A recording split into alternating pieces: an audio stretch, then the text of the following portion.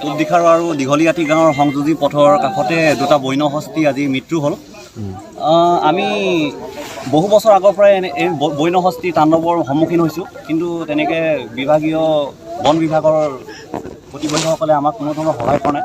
আজি কেইমাহমান আগতে এগৰাকী মহিলাকো ইয়াতে হাতীয়ে মাৰিছিলে, গছকি মাৰিলে, কিন্তু তেওঁলোকৰ ফালৰ পৰাও আমি তেওঁলোকৰ বন বিভাগক সমগত কৰিছিলোঁ যে আপোনালোকে কিবা এটা ব্যৱস্থা কৰক। আমিতো এইখিনি খুব পিছপৰা অঞ্চলৰ মানুহ, ওচৰতে পাহাৰ আছে, খুব সোনকালে হাতী আহি যায় আমাৰ ওচৰলৈ আৰু আমাৰ খেতি পথাৰ নষ্ট কৰে। সেয়েহে আমি বাৰম্বাৰ তেওঁলোকক অৱগত কৰাইছিলোঁ যে আপোনালোকে কিবা এটা আমাক ব্যৱস্থা কৰক বন বিভাগত, কিন্তু কিছু বন বিভাগে অৱহেলা কৰাত আমি কিছুমান দায়িত্ব ল'ব লগা হ'ল। আমি ইলেক্ট্ৰিক কিবাবোৰ কি বুলি কয় এইটো জাটকা কিছুমান ব্যৱহাৰ কৰিব লগা হ'ল। আজি বিদ্যুৎ পৃষ্ঠ কাৰেণ্টত শ্বৰ্ট লাগি দুটা বন্য হস্তি মৃত্যু হ'ল আৰু বৰ এটা মৰ্মান্তিক ঘটনা আৰু দুখ প্ৰকাশ। যিটো কাৰেণ্ট লগাইছে ইয়াত আপোনালোকে বেটেৰী কাৰেণ্ট নে আপোনালোকে ডাইৰেক্ট কাৰেণ্ট লগাইছে? আচলতে এইটো কোনোবা কৰিছে নেকি সেইটো নাজানো, কিন্তু তেনেকৈ তাতে এইটো ৰাইজে কৰা নাই, কোনোবা ব্যক্তিগত হিচাপে কোনোবা কৰিছে নেকি সেইটো ক'ব নোৱাৰোঁ, কিন্তু বিদ্যুৎ শ্বৰ্ট হৈ মৰিছে আমি ৰাতিপুৱাহে গম পাওঁ। এইটো এটা মৰ্মান্তিক ঘটনা, দুখ লাগিছে আৰু স্থায়ী বাসিন্দা হিচাপে দুখ প্ৰকাশ কৰিছোঁ আৰু সমূহ ৰাইজৰ ওচৰত তেনেকৈ সমবেত হৈ বন্য হস্তি দুটাৰ তেওঁলোকৰ চিৰশান্তিৰ বাবে আমি সকলোৱে মৌন প্ৰাৰ্থনা কৰিছোঁ। ধন্যবাদ। আপোনালোকৰ আগতেও কিবা ঘটনা হৈছিল? হয়, আজি তেনেকৈ আগতে আমাৰ ইয়াত বন্য হস্তি বা তেনেকৈ বন্য জন্তু কোনো ক্ষতি হোৱা নাই, কিন্তু বন্য হস্তি আমাৰ জনসাধাৰণৰ ওপৰত তাণ্ডৱ চলাইছে। আজি কেইমাহমান আগতে এগৰাকী মহিলাক মাৰি পেলালে। খুব তেনেকৈ আৰু দুখীয়া ঘৰৰ পৰিয়াল আছে, তেওঁ তেনেকৈ চৰকাৰী সাহায্য পাইছে নাপাইছে নাজানো, এতিয়ালৈকে হয়তো পিছ পৰি আছে চৰকাৰৰ ফালৰ পৰা। যোৱা 5 মাহমান আগতে হয় এগৰাকী মহিলাই আমাৰ এইখন গাঁৱৰ পূব দিখাৰ গাঁৱৰে বন্য হস্তিয়ে মাৰিছিলে। আৰু অনাগত দিনবোৰত আশা কৰোঁ যাতে চৰকাৰে বন বিভাগে যাতে ইয়াৰ প্ৰতি দায়িত্ব লয়, আৰু আমি স্থায়ী বাসিন্দা হিচাপে খুব দুখ প্ৰকাশ কৰিছোঁ। আজি বন্য হস্তি দুটা এনেকৈ এটা ঘটনা হ'ল, তেওঁলোকে যদি অলপ চকু কাণ দিলে হয় বা বন্য হস্তি আজি বহুত বছৰ আগৰ পৰাই বন্য হস্তি আমাৰ ইয়াত তাণ্ডৱ চলায়। আমি তেনেকৈ চৰকাৰক জনাইছোঁ বাৰু, আমাৰ ইয়াতে এইটো অঞ্চলত তেনেকৈ এটা ঘটনা হৈ থাকে বুলি। সুফল পোৱা নাই? হয়।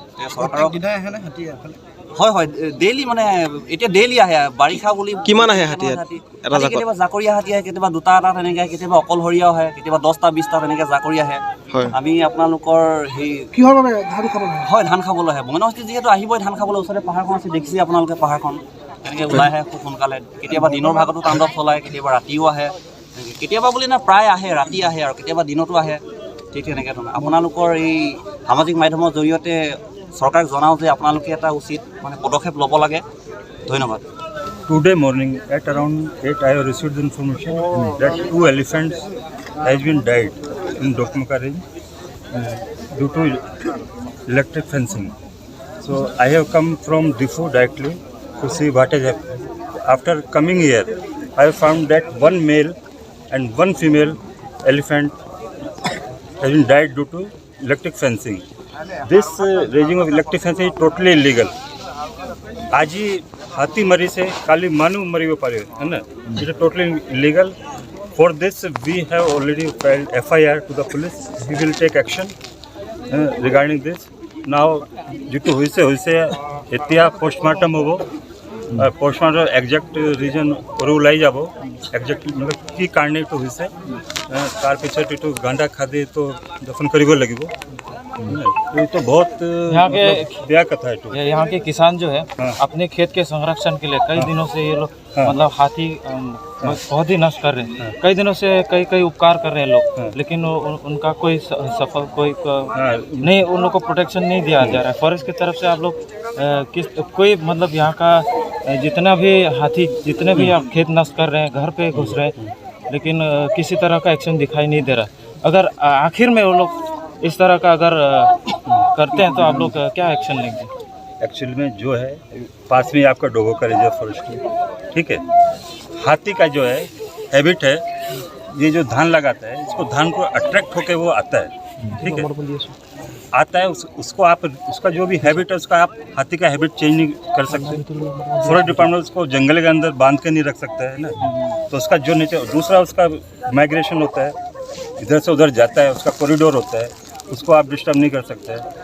ये नहीं है कि हाथी मानू के रास्ते में आ रहा है.